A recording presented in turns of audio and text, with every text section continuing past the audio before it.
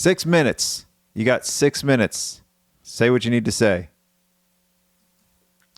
So allow me to reintroduce this show. You're listening to the Sons of CPAs podcast, soon to be titled Accounting High, but this is our mini-series, threading the needle between episodes. This is NiksTips, where Nikole, Mackenzie, and Scott Scarano, who both have cloud accounting firms, teach you how we run and operate ours. As these episodes progress, I like to joke and say that they're brought to you by the letter P. Well, P didn't pay us anything. This episode in particular, LiveFlow paid us, so stay tuned for the LiveFlow ad coming up. It's not just all tongue-in-cheek. In the beginning, we had a handful of topics that all started with the letter P. It was a joke for me. Let's just keep threading that letter until we're at the bottom of the barrel. And you know what? I don't know if we are at the bottom of the barrel. We got 26 episodes recorded. And I'll just go through all the topics that we've done. We got pricing, profitability, people, planning, priorities, payroll, processes, podcasts, pods, proposals, partners, positioning, productization, productivity, products, perfectionism, projects, partying, PTO, promotions, repricing, not my choice, but re is in parentheses there. So it's kind of like pricing. Our first topic, it's a callback to that. Poetry, purpose, and PE. Now, PE is threading the needle in our accounting high metaphor that I have been alluding to. Yeah, that's PE class. Physical health is important, but a lot of things are important. And I personally have competing priorities. I have problems prioritizing things. I have done many minis in this show. I've had many co-hosts. I've had a variety of different things come up in this feed, but you know what? They all are under the umbrella of the accounting profession. They are all aimed at you, the accounting professional, whether you are in the traditional practice of accounting and tax, whether you're a tech professional focused on accountants, whether you are a family member of mine that maybe listens to this, or a friend of mine that listens to this, and maybe you're just in it for the fun. I'm not sure. I probably wouldn't listen to this if it wasn't topics that I was attuned to, that I wanted to hear more from. There's a lot of different types of quote unquote shows in this feed, but they're all aimed at you, the accounting professional. It has been suggested that I separate out each different one and make them all their own different podcast, but that's just too much for me to keep up with. And I hope you're enjoying this as much as Numbers Girl is. Check out her review. She says the show is like a box of chocolates. You never know what you're going to get. And I agree with her.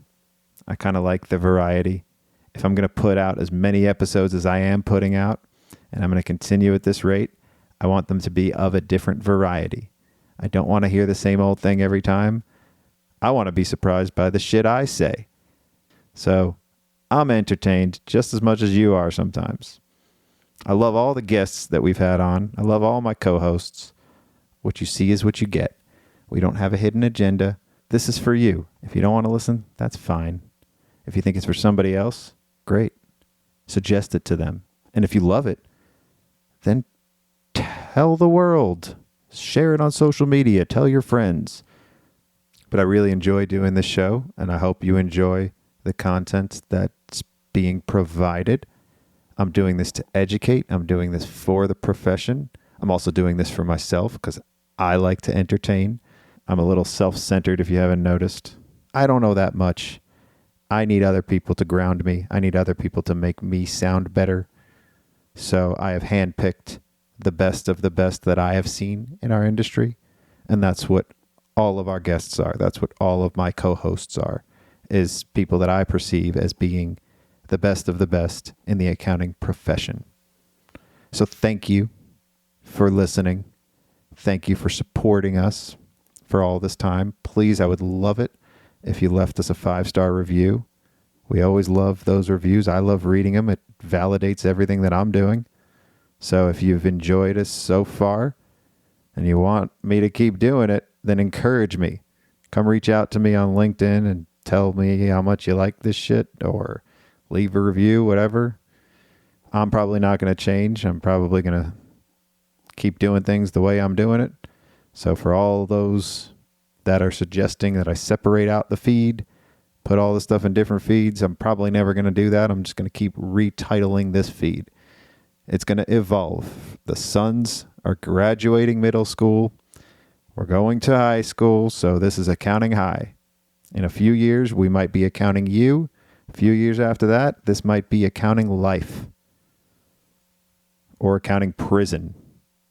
Stay tuned. NiksTips on products featuring LiveFlow. Go to liveflow.io/sons.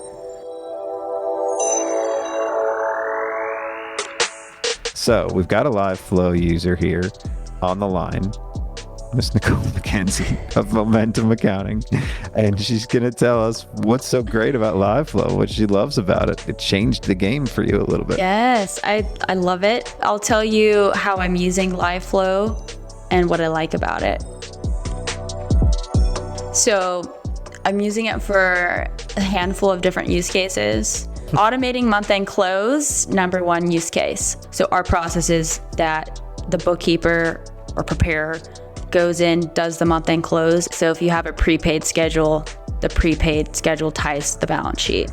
You can automate anything in the GL detail. You can automate AP aging, AR aging. So my goal with the workbooks is so that whoever the accounting manager reviewer is can go in there and review a month-end file in 15 minutes because the bookkeeper has done all the work and done their own self-check. So that's automation with an exclamation mark. Yes, it's pretty dope. Dope books. Dope books. Okay. Dopebooks.com. Second use case. I built out a forecast in Google Sheets, and the live data from no way QBO comes in, right? The actuals. So I'm reviewing the accounting and we have to update something. You just literally hit the little button and it refreshes everything. So you can see the numbers change in front of you. That's true automation. We finally hacked it and did it. Like, it's so cool. Wow. You're a programmer. Yeah, I'm actually a paying user, so I actually pay LiveFlow to use the product. Yeah. It's the truth in advertising and the truth in product feedback. Go to liveflow.io/sons. liveflow.io/sons. Promotions. NiksTips, Sons of CPAs bonus episode where Nix and Scott share a small but useful piece of practical advice as it relates to running their professional accounting firms. This episode is brought to you by the letter P.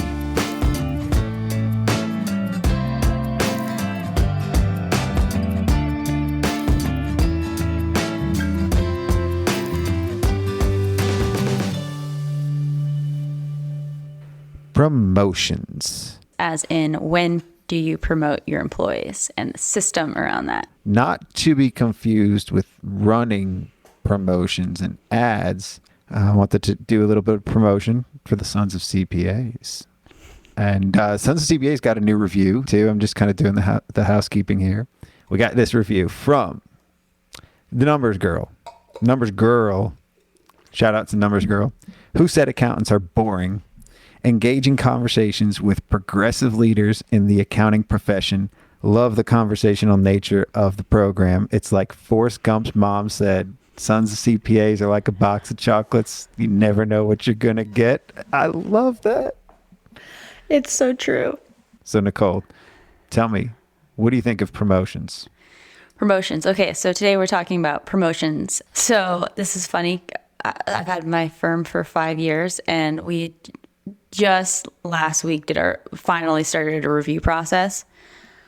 Prior to that, everything with raises and promotions was totally willy-nilly. Like, randomly would give people more money, that we had no titles. So the biggest takeaway I had from this process, and it's something I wanted to do for a long time, it was just, it would always get pushed back. You know, it wasn't a priority. There's so many other things I'm working on. But I would say start small, but start big at the same time. And what I mean by that. What does that mean? It's kind of like, I went to a mattress firm. I've been going to the mattress store a lot lately, and there's this mattress, and it's oh God, you've been talking about mattresses for almost a year now. So there's this $6,000 mattress, and it says firm and soft. So it's kind of like that: start big and start small. And what I mean by that is we started using 15.5, which started small and like a weekly check-in. Love 15.5, highly recommend it. So the weekly check-in is just every week. The team has to answer a few different questions. What went well for you? What didn't go well for you this week? What are your challenges? And then like a random question. And that then led into, okay, now we're doing quarterly reviews. Then it's, cool. Okay, now we're setting quarterly OKRs. And then when I say start big, is what I mean by that is like zoom out and think about what are your core values? What's your goals? What are your goals, right? And then you have to fill in all the blanks. Does that make sense, right? The reverse engineer. You're reverse engineer. So if we start big with all like, what are my 5-year goals? What are our core values? And then start small and like start with a quarterly check-in or start with a weekly check-in. And then we'll talk about reviews. Then we'll do OKRs. And then how can each team member then contribute to those goals and those core values? And then how do they get promoted from there? What's an OKR? Objectives and key results. Okay. I've heard it all the time, and I thought it was something have to do with boxing. Something knockout? TKO, KO. I think that's it. Yeah. Yeah. Close. It was 3 letters and K and an O. But. So that all being said, I definitely have been pushing this one off for a long time. So it's a long time coming. We're a small team, so it hasn't been a priority. But I think it's really important for the team members to know where they stand and to know where they need to go in order to get to that next level, if that's what they want, because you may have some team members that don't want to get promoted. They may be super happy doing the same thing. They may not want to be a manager, so you have to talk to the team, understand what it is that they want, set goals together that align with the company's goals, and then based on them meeting a certain set of criteria, whether it be values, whether it be performance-based or technical skills, and then based on that, then you have built like that baseline. And one thing we haven't done yet is write up all our job descriptions for each role, so that it's like a next step that we need to do, so that they know, hey, if you want to become an accounting manager, you have to be able to check off all of these boxes of different technical things that you do, but then also these soft skill things that we have to do. Yeah. You have to define what all of these roles mean, because this is pretty fluid. So when you say you have to ask the person what they want, sometimes they don't even really know what they want. They know what they kind of like doing, and maybe they have aspirations. And so we kind of we had to define our accountability chart first before I could do any real promotions. Before, the way I did promotions was just, you really want to get paid more? All right, I'll pay you more. Like, is that really what it's all about? It's about money until it's not. And then it's about titles and other things that are important. But I always thought titles were for LinkedIn too, you know? And I don't think our team necessarily cares about titles that much. But the thing that I hate about that, when you don't have a structure to it, it's like exactly like you said, somebody come and ask you for more money. And it's just this emotional turmoil that you have to go through as a business owner to try to make this decision on if you should pay this person more and what you should pay people. And it's just one more thing that you have to think about. So if you can get a structure in place that it's like, you just go, this is the system, this is the way it works, and we all follow it, it's just going to take a lot of weight off of you as a business owner to not have to store all that in your head. Well, what I find very peculiar or curious is nobody really likes to share their numbers, yet we're working with our clients' numbers all the time. You know, we see all of our team, they see everything, yet nobody wants to talk about their numbers on the podcast. We have guests on, we ask them what their numbers are, and they don't want to share with their team. They don't want their team to know how much they make, or they don't want to share it because they're a little ashamed that it's too low. So that's interesting to me. I share all of my shit, and I share it with my team too. And I think, to me, that's liberating. The transparency makes it a lot easier to have salary conversations and discussions on that. And I'm very tempted to share what they all make with each other, but they don't want that. No. That's weird, though, that some of them don't want that. My management team doesn't want that, too. But I was like, doesn't that go into the Expensify territory? Well, if anybody who's making more than everybody else probably doesn't want to share their salary. So do you share your entire financials, like every line item on your P&L? Now, isn't that, because for me, I just show top line revenue at this point because it's our firm's so small that it's pretty obvious. That's where we started. Some people in operating, right, which should be just Ashley at this point. And so I'm like, if I show them the financials, they know how much Ashley is make, or they can see what's in direct costs. I just let somebody go or somebody left and they know how much that person was making because we're so small. It's too easy to see the numbers. So I don't share that information. So they figured out how to see how much each other made a while ago. And I think they all kind of know because they would go into the zero and they would go into the transaction detail, and the journal entries that pushed out had it broken out by staff earlier on. So they told me they knew how to see it. And I was like, yeah, I knew you knew how to see it. I didn't really care anyway. It's like, so you guys kind of figured out amongst themselves. And then that's why sometimes they ask for raises, because they know somebody else, one of their peers, makes more than them.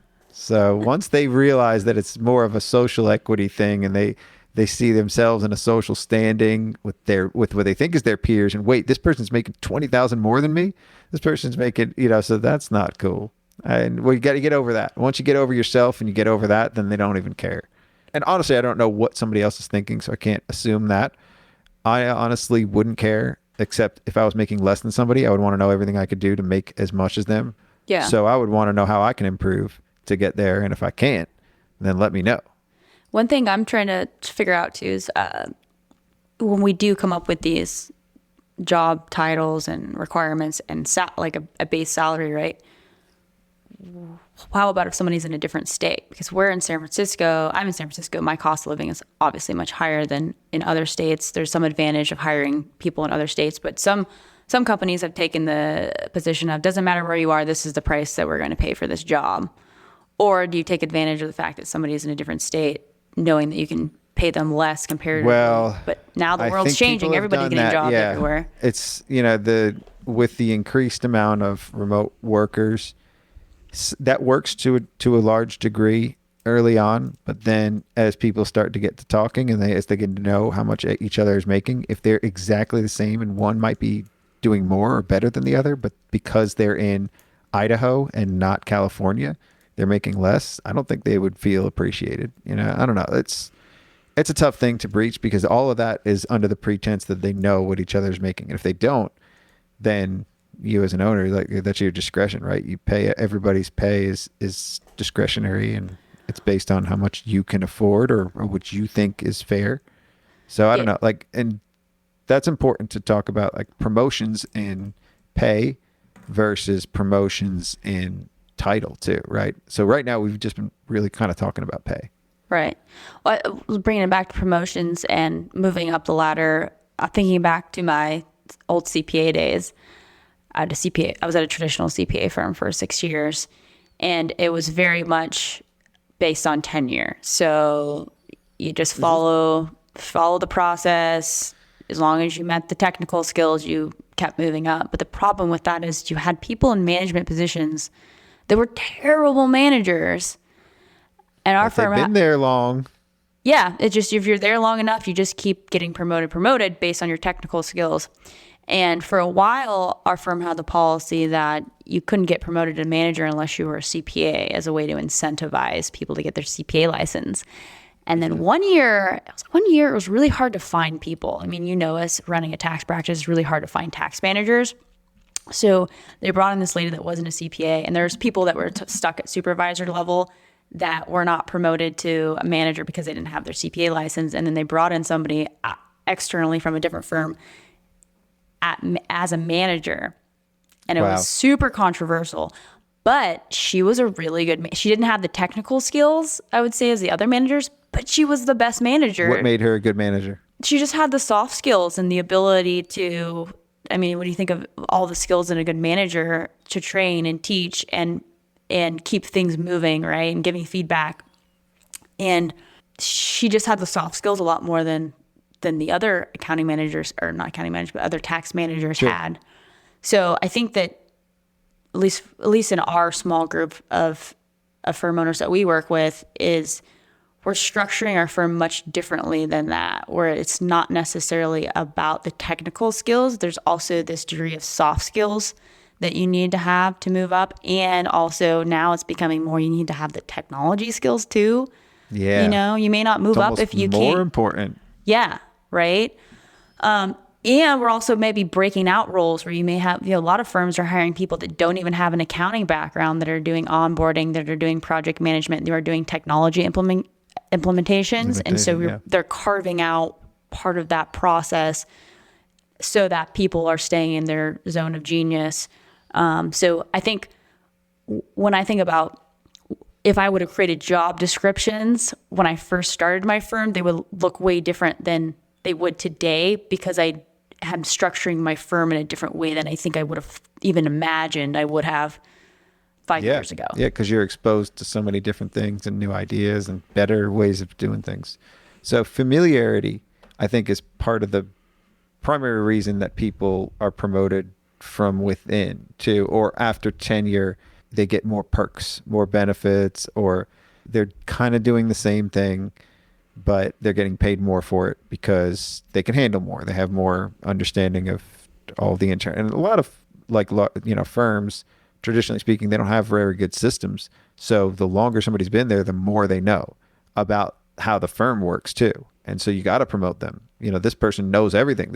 They know how to do our billing. They know how to do all of this. So I'm going to promote them and have them just do more, right? And then the firm owner kind of replicates themselves, with other people that are basically doing everything they were doing, and they're doing everything. So it's like a slow promotion of, now you have more responsibilities and you're going to get paid more to do what I do, right? So that's kind of like the pyramid effect. Yeah, and with that promotion, so I've seen this done a couple different ways. Some people will, at different companies, right? I've seen it done different ways, where people will get promoted to a new position and get paid that new salary right away. And then there's also, hey, I'm going to promote you to this new position for 3 months. And then if you perform, you'll get a raise. Oh, that's cool. I think so it's always a 90-day is a good. Yeah, and I think it depends. So I think, like, if you're already doing the work and it's just like, okay, you've met the requirements of this job, you're already doing them, versus kind of going to move you cross-functionally into this other position. Like, maybe you're an accountant, I'm going to move you into a project management role. It's I would say, a promotion, but you haven't executed yet. So in that case, I would think maybe there is this 90-day window of you making sure that that's the right role for you. And then if you can prove that you can perform at that level, then you get the promotion. Yeah. Performance matters. So I've always been a big fan of promoting from within, and we've been creating new roles too. We didn't really have management positions. We didn't really know what our designation was with account manager and staff accountant, which I think we just changed the name to that. And I don't even know what we call it now. And I have somebody that's called the client success manager, and they're the forward-facing office, kind of a hybrid of everything else that I would have considered to be client-facing. That's the client success. And then I have an operations manager, which part of it was longevity too, to a degree. And we're talking about promoting somebody as well. So we've got somebody that's in the staff accountant role. How do we determine when to promote him when we've kind of all been talking about it, but we still not quite sure he's ready? And we're not quite sure if we're ready too, because then we have to backfill. We have to change how the workload is all structured, and we're still kind of learning over time. We're still kind of learning how to promote people from within. So it's an interesting topic of choice, because I still have questions on it. I'm still kind of figuring it out. It is really difficult as the business owner because you have so many different things to take into account. I will say your point of promoting from within, the biggest mistake that I made was thinking that I could bring in people from above into our firm, and it failed every time I tried to do that. And I've realized that we need to bring up our people and support them with people underneath them and let them rise because they've been at the firm the longest. They have the relationship with the customers. And rather than thinking, oh, I'm going to pull somebody in and they're going to solve all of my problems, it doesn't work like that. So I set the goal to just really try to promote from within now rather than bring in outside people at the higher level. Yeah. So I think part of me subconsciously is afraid to bring people in that are at a high level because I have an inferiority complex and I don't want to bring in somebody that's perceived as smarter than me. Yeah. Because then I'll be exposed even more. Like, I don't know shit. Like, I really don't know much. So if I bring somebody in that knows a lot, and I think that's a subconscious thing. I haven't really considered it. I'm also probably pretty cheap to bring in somebody that's really high level. No, I feel the same way. I've definitely been in. Oh yeah, I've been in interviews with people, and I'm like, oh God, like, I think.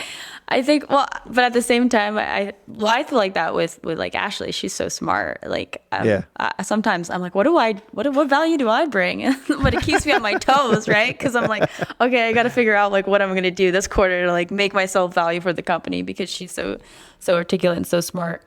But yeah, no, definitely. And even interviewing for like CFO subcontractors, I'm talking to them and I'm like, same thing where I'm like, oh God, are they smarter than me? Yeah. I think that's pretty common.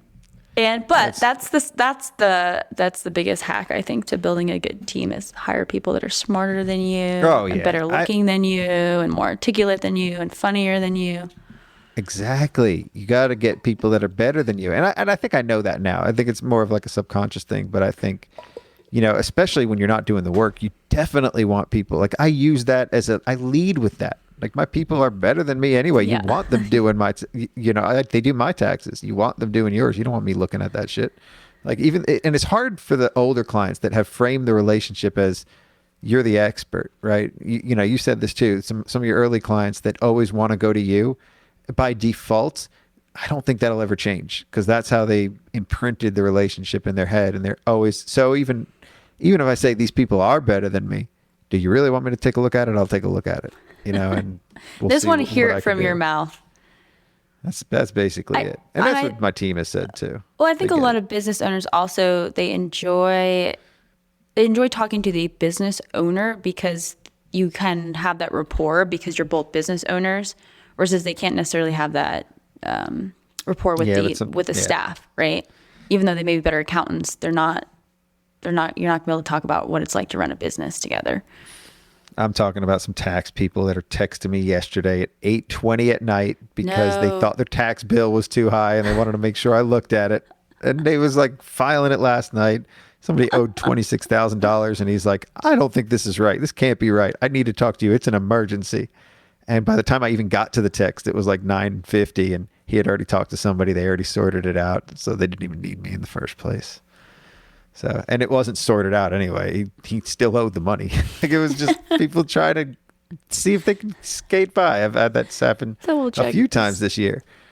So yeah, I mean, and let's talk about promotions in a sense of, is it always about money or is it about title sometimes? And I used to think people wanted the title so they could be more marketable for another job after this. Like, this could have been a springboard and they need their resume to look good. I've had people in the past that I suspect that was why they wanted a different title.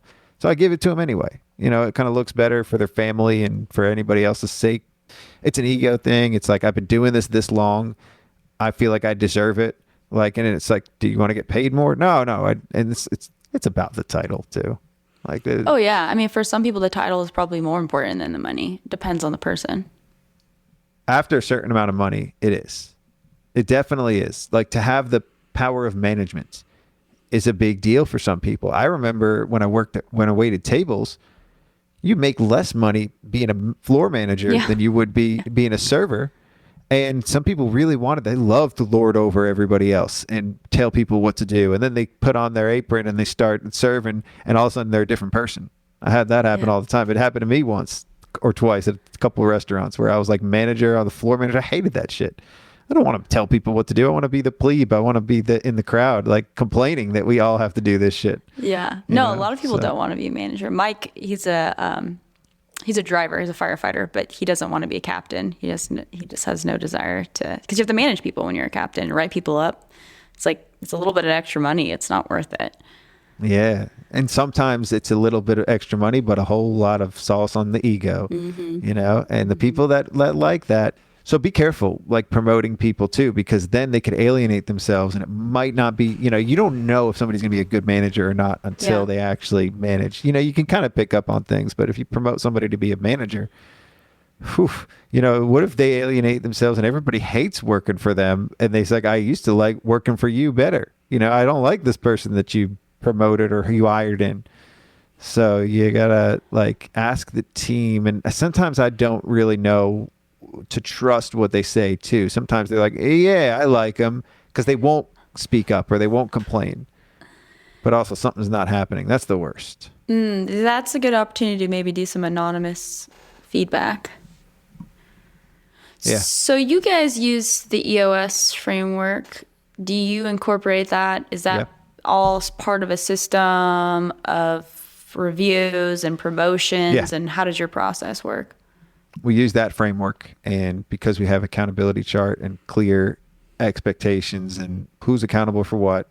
So wait, what the before roles you are, talk to me about the accountability chart, what does that look like? So ours took a real long time. It took a few years to finally get right. I think 2 or 3 years to really get right.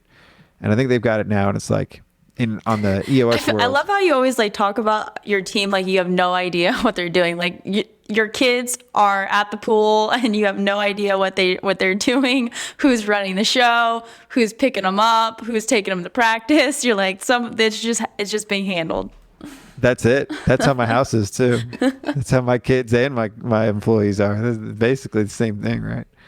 I do that stuff on purpose. That's kind of like by design. The accountability chart, they did kind of iron it out and finish it off. I had a loose idea of what it should be, and they have a suggestion. Like on the top, it's always the visionary. Now, right under that's the integrator. Is this on an org chart? Is it in a Google sheet? It's Google Sheet. That is like a chart. Okay. Yeah. So gotcha. it's a Google Sheet, and then we have basically like the positions in there, who sits in those positions, approximately, you know, what percentage of their job is that, and where does it cross over. And so we have each department in there, like the operations. And operations was hard because we do both taxes and accounting, bookkeeping, payroll. So we were like, well, do we need different sections for tax and for accounting? Do we have a tax manager? Do we have an accounting manager? So I'm still unclear on how we do that, but I think we basically have lumped it all together, and tax kind of oversees certain parts of accounting and operations. And that's where we got the HR client-facing type role. That's the CSS, because that's all things outside of operations. And then internal operations, that's how we defined Chris's role too. And the team lead, the operations manager, the, internal ops. So he does internal ops and leads the service, or I call it delivery, but the team that delivers the services to the clients. Does he lead that team as well? Yeah. Okay. Yeah. He's the only person that actually has people underneath him. Mm-hmm. And the 2 people underneath me is Matthew and Chris. And Matthew, there's really nobody underneath Matthew. So Who's that's Matthew? the client success. Okay. So what's his whole role? What does he do? He's full-time. He's full-time. So because we don't even have an administrator, or he still handles a lot of administrative stuff. He handles onboarding. He oversees pretty much all the payroll, and he helps with sales, but he also does HR. I mean, he's basically everything that's not operations, that's not team facing, he handles, which was pretty much everything that I was handling. Gotcha. So okay. It's tricky, and I'm still kind of handling sales. That's where my head is. So my head's like the visionary. I'm the ideas guy, and then I'm also the sales department too. So how many deals did you enough. close last week? Chris said to slow down. We're in a bit of a transition. You sell We a closed lot. You close a closed lot of deals. I mean, you get a lot of leads. Yeah, we do. We did close a lot a few weeks ago, but then it's been right up until up against tax season. It wasn't too many. What do you do with, so we'll see. I imagine you get some leads that you don't want. Do you have referral partners that you send them to? Not yet. I mean, we kind of do. So we have people that are local that I just asked on Twitter, is anybody in the local Raleigh area that takes on clients at this range? And so we found a few people that we can refer to. But otherwise, yeah, you can monetize that. You get a lot of leads. Just people are willing to pay for that. yeah. I mean, it's nice to help out your fellow accountants, but and I like to try to do that, but it's always such a mixed bag. We don't get a consistent type of lead. It kind of do, but we always kind of work with what we got. It works out. So we have veered off a little bit. Let's bring it back in the track here. Promotions. It's a tough subject to breach. I feel like now I have a bit of an insulation. So we finally worked out our next iteration of how we do bonuses. So I do a revenue share of 5% with the operations team. And it started as a 10%.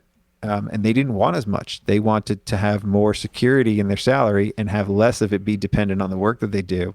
Mm-hmm. But there's also a gamification of this too. So they all see what everybody has done in Carbon. And one guy really wanted to be the first, and he inched it out by getting more work done because he wanted to be in the lead of that pack. So what is it? What is it based on? What are they competing? Most work done? There isn't really a winner yet of the competition. It was really just for them to see, and they turned it into like their own. He turned it into his own little internal competition, which is kind of cool. I like that. And then so they get 5% of that, and the management team I just worked out, they're going to get 5% of the gross profit. So the way we determine gross profit, and I split it between the two of them.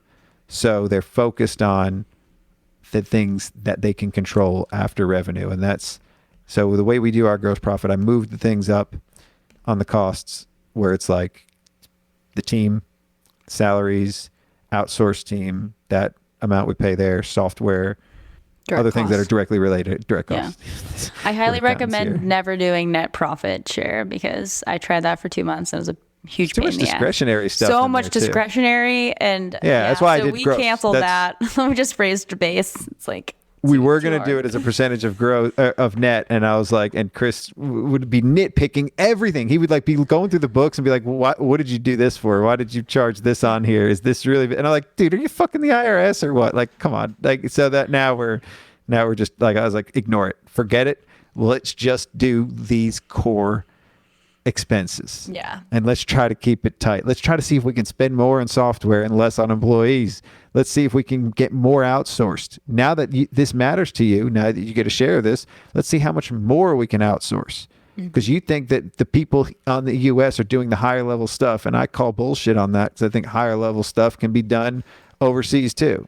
So let's promote people from within to be all our client facing friendly people that basically manage clients, and let's continue to promote from within and I had an interesting conversation today with shout out to Toa, Nick Sinclair had an interesting conversation today, and he was talking about some firms have their managers outsourced and then they're hiring people in the US at a younger intern type range, and they're being managed by people in the Philippines. Oh, that's interesting.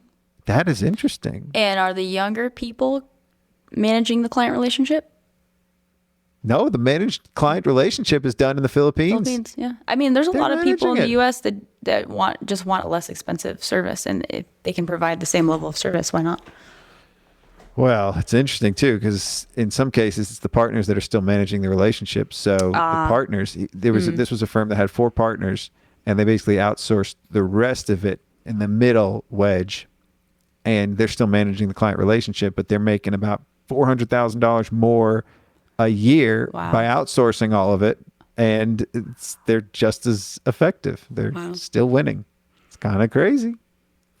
Kind of crazy what this world is turning into, right? It's like a very flat, like now you're talking about states being normalized for salaries. Now it's going to be like a world normalized to a degree. Things are going to really change. Stay tuned and buckle up, because it's going to be it won't be a bumpy ride if you're ready for it. If you're buckled up and you're strapped in, but if you're not, it's going to be a bumpy fucking ride. Well, I just wonder how it's going to impact areas like where I'm in the Bay Area, where the cost of living is crazy high. And I feel like salaries are going to be normalized, like you said, global across the U.S. and then globally. And so our people are going to start moving out of California. Is it going to adjust the cost of living here? What's going to happen in terms of the different are people states? going to move to other countries and work from there? Yeah, there's a lot of... That's what people are doing. Yeah, there's a lot of areas, like, for example, like San Luis Obispo, that's where I went to college. It's Central Coast. There's not a lot of job opportunities there, but it's a beautiful, beautiful place to live, close to the ocean. A lot of people are now moving to these areas where typically there was no job opportunities, but they're places you'd go on vacation or places you'd go to college, right? Yeah. So what's changing is people are moving to these smaller towns that are by the beach that are really cool, but because they can work remotely. So it's jacking up the cost of living in those places now too. Sure. And you got Chad Davis living in an RV. Yeah, that's another roaming around the country. That's crazy. He was in Palm Springs for a while. Now he's like traveling around the country as the weather's getting warmer in other places too. Some of those vans they live out of though are like $250K. Are they?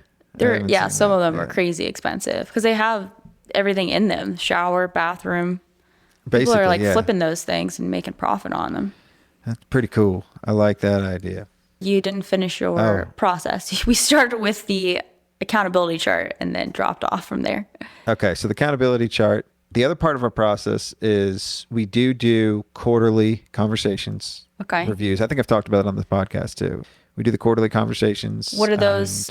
Is that do you use a tool for that? Do you use Google Sheets? Is there a template?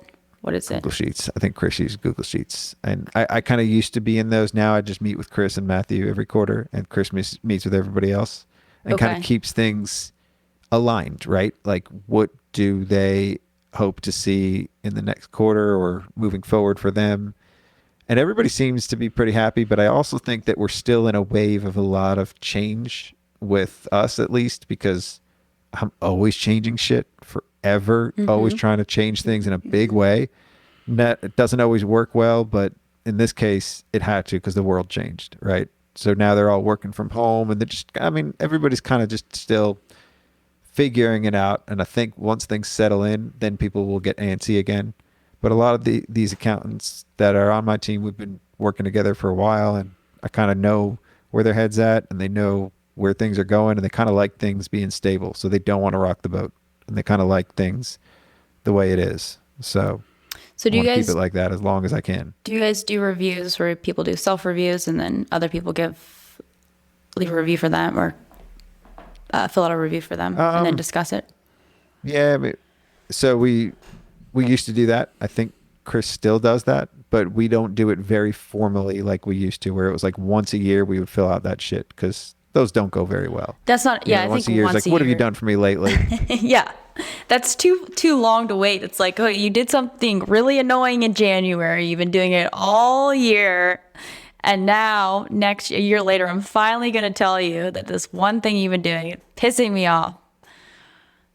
Yeah, and you got to have an open line of communication. So that's what that promotes, and it promotes communication too, like the transparency between everything and everybody.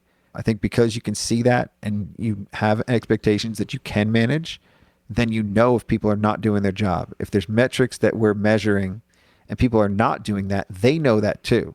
Mm-hmm. And that's why I think somebody left, because they kind of just saw themselves to the door because they were not holding up their end of the bargain and they were not being a team player. It doesn't look good to everybody. Everybody sees these metrics. If there's certain things they should be doing, meeting with clients, getting their overdue work done, everybody sees if somebody's not showing up. So it's more or less like a group effort too, and we're a team. Yeah, and if you didn't have those metrics, you would all be thinking it and not saying it. And then that way it's at least like, okay, we've seen it. you haven't met your goals for the last 6 months. It's all here. It's all documented. We're all on the same page here, rather than it being like, Well, that goes with good management and Yeah. managing, like, trust but verify and review the data, because the data doesn't lie.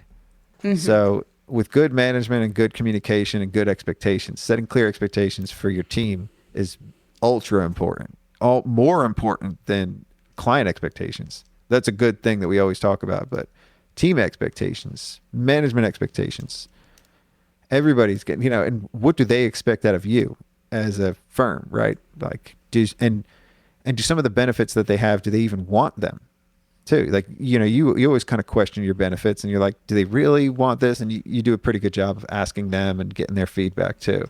So I think that's good. What do they want in a promotion? And start figuring that out too.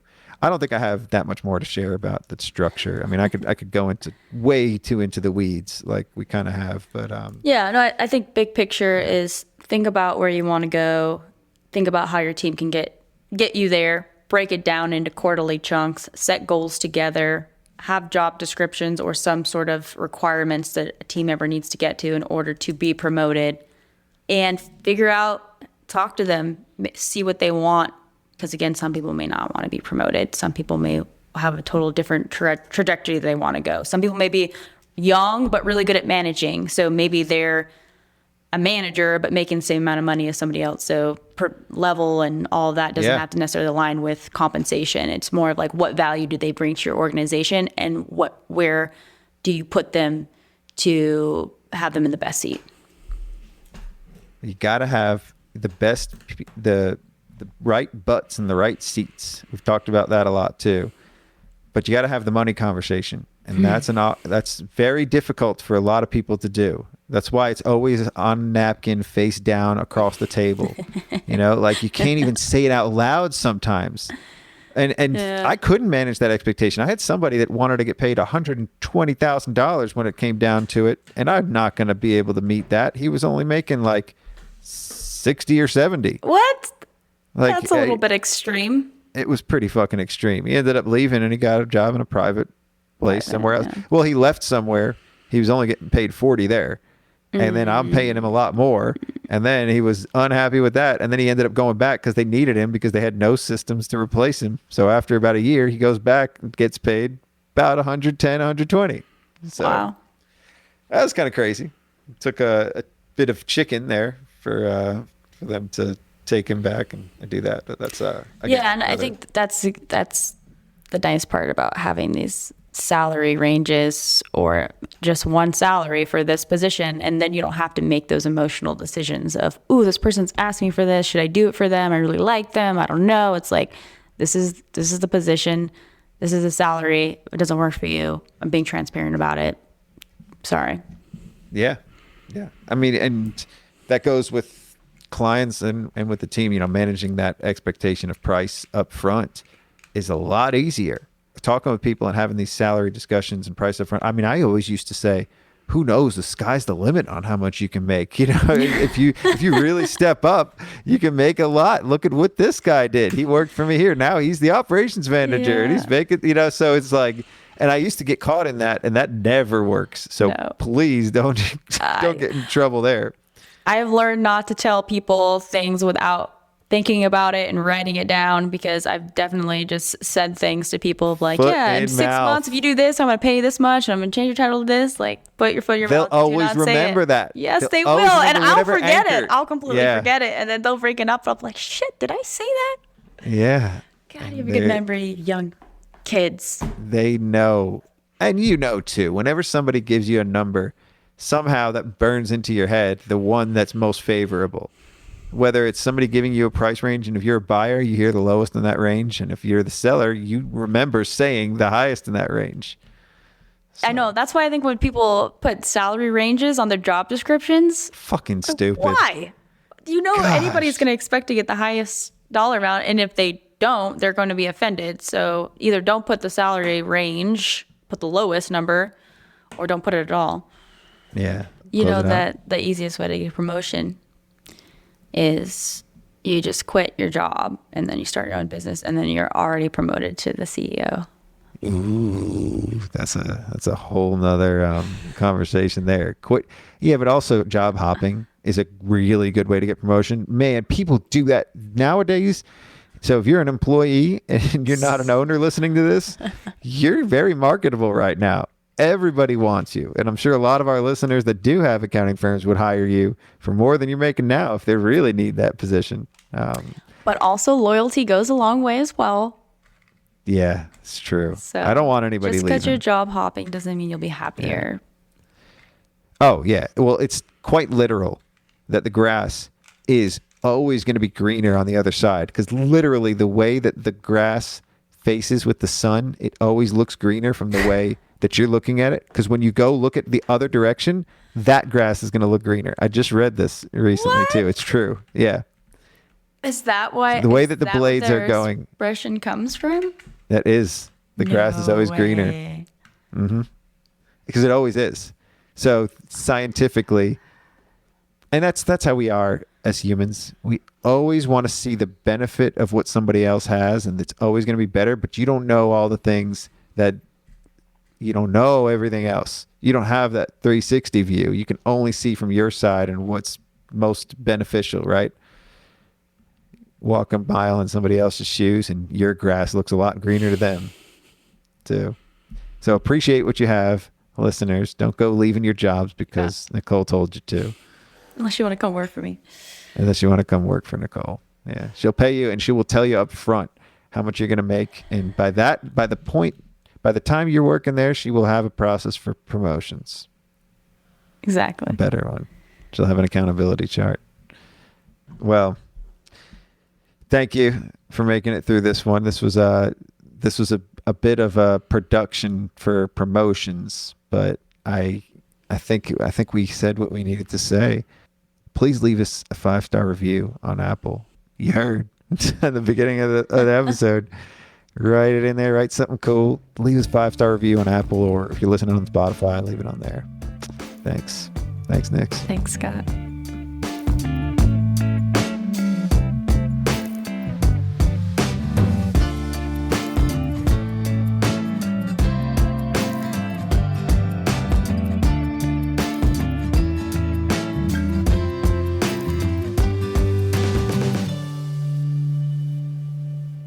Wow, what a great episode. And wouldn't it be great if you could earn CPE credit for that? Now you can. Visit earmarkcpe.com to sign up for free and earn free CPE credit for listening to this show. That's earmarkcpe.com.